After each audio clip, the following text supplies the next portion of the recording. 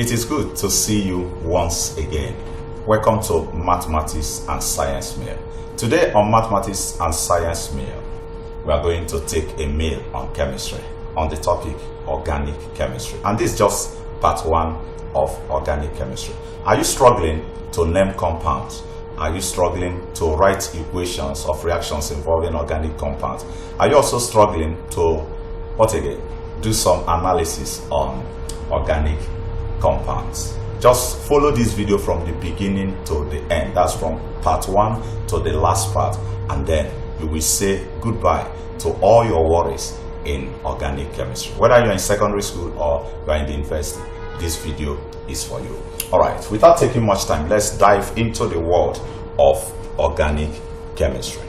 Okay, now in the past, whenever we talk about organic chemistry, our focus will always be on compounds obtained from plants and animal. But we have another definition that we are going to give as far as organic chemistry is concerned. So, what is organic chemistry?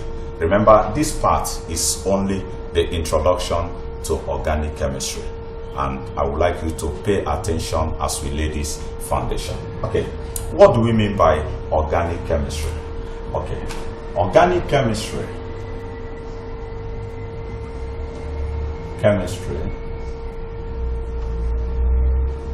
is the branch of chemistry that studies carbon compounds.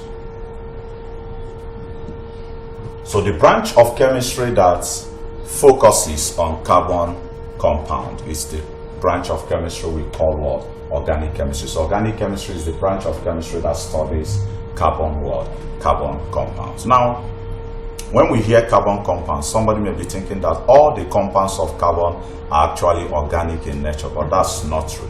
So it's important that we note that not all the compounds of carbon are actually organic. Not all carbon containing compounds are actually organic. Let's put it down this way. It is important to note that oxides of carbon, talking about carbon 4 oxide and carbon 2 oxide, metallic carbides such as calcium carbide and the rest, and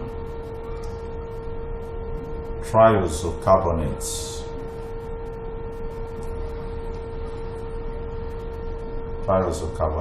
for compounds.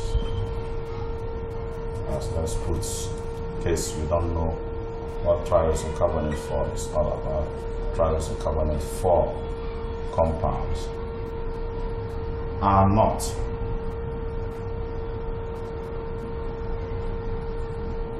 organic compounds, even though they contain carbon. So even though they contain carbon, these compounds are not still organic compounds. So when we talk about organic chemistry, as we study carbon containing compounds, we won't be studying the carbide, we won't be studying the triisocarbonate 4, we won't be studying carbon 4 oxide and carbon 2 oxide. You remember that there is another topic in chemistry we call carbon and its compound. And in carbon and its compound, that's where you look at allotropes of carbon, look at the amorphous and the crystalline allotrope of carbon, then you look at these oxides, and look at other aspects, the Solvay process of preparing sodium triisocarbonate 4. So you see those ones are inorganic, so they are not part of the compounds that we will be studying in organic chemistry. So although we have said that organic chemistry is the branch of chemistry that studies carbon compound, we have exceptions, and we can see those exceptions now. So the carbonates, that's the triisocarbonate 4, the oxides and the metallic carbide, they are not parts of our business in organic chemistry.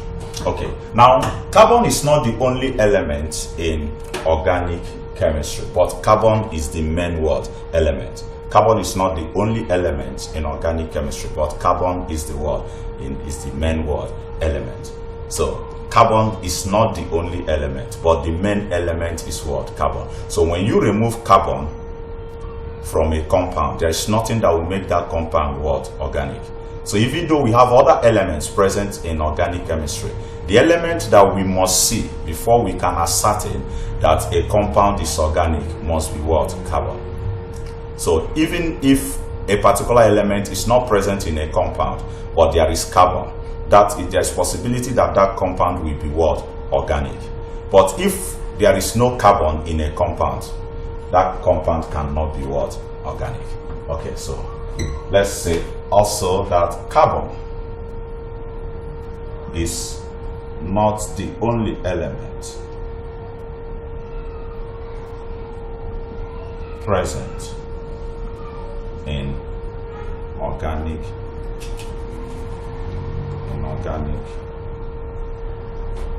compounds.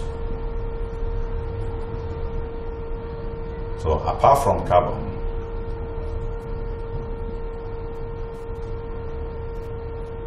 we have hydrogen, oxygen, halogens. You know the halogens, the fluorine, the bromine, the chlorine, the iodine, the rest. We also have nitrogen and sulfur as other elements that can be found in organic compound. So apart from carbon, we have said that carbon is not the only element present in organic compounds. So apart from carbon, we have hydrogen, oxygen, halogens, that's the fluorine, bromine, chlorine, and the rest. Then nitrogen and sulfur as other elements that can be found in organic compounds. So there are certain organic compounds that will contain nitrogen. There are others that will contain what? Oxygen. There are some that can contain the halogens also. So carbon is not alone, but carbon is the main man. Yeah, carbon is the main man in organic chemistry. Take away carbon, there will be no organic chemistry. Now, what makes organic chemistry peculiar? What makes it very unique? Yeah, why organic chemistry? Why organic compound? Why should we just single out carbon and say, let's study carbon compounds? We have a reason for that. It's because of what we call catenation. Carbon has ability to form long chains. It has ability to form variety of what? Compounds. Yeah, it has ability to form variety of compounds because carbon can catenate. We are going to talk about that. So, the study of carbon compounds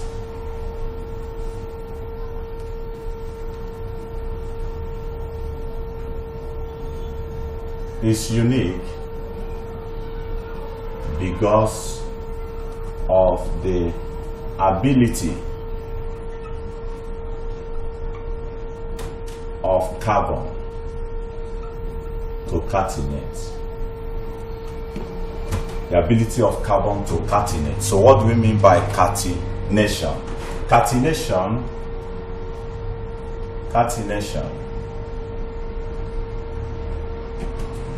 is the ability of an element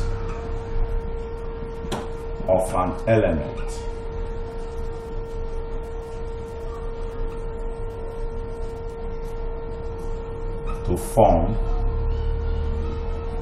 long chains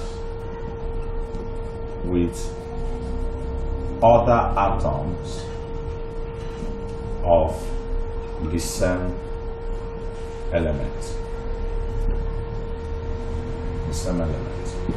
So the ability of an element to form long chains with other atoms of the same element is what we call what? Catenation.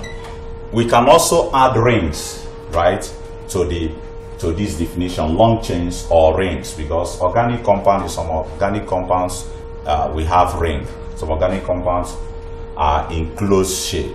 That's why we talk about cyclic and acyclic. The cyclic are the ones that are in closed shape. For example, you can have organic compound in this form. You see, this close, right? This close.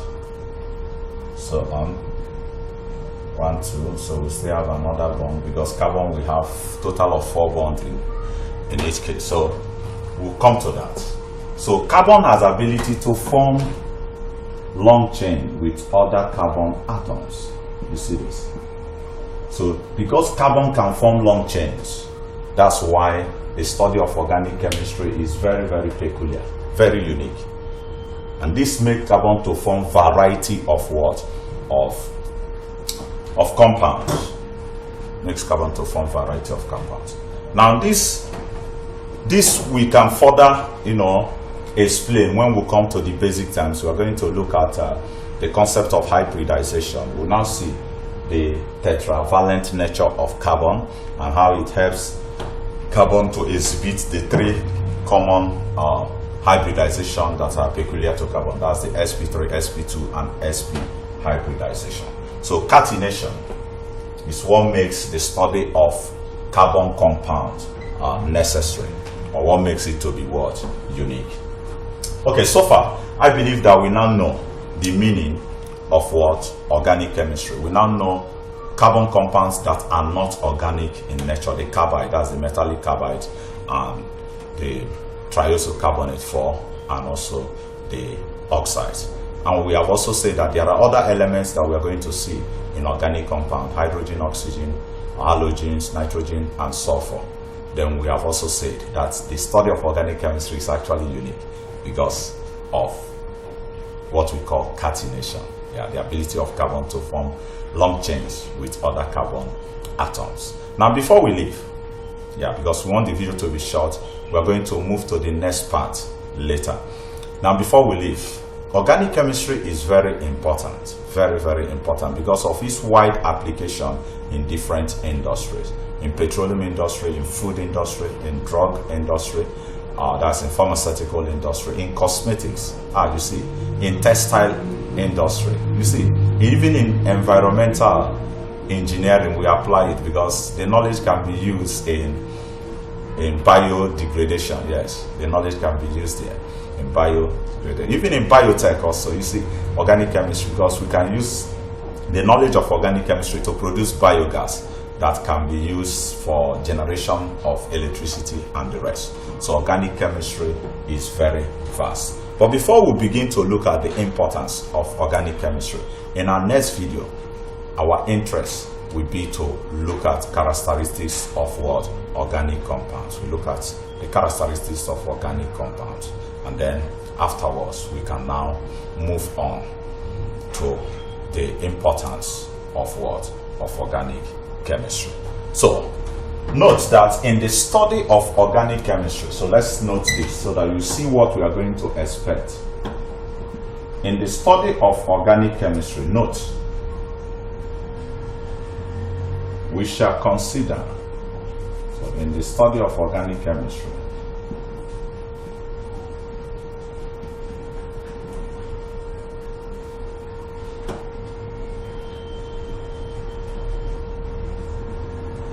we shall consider the nomenclature,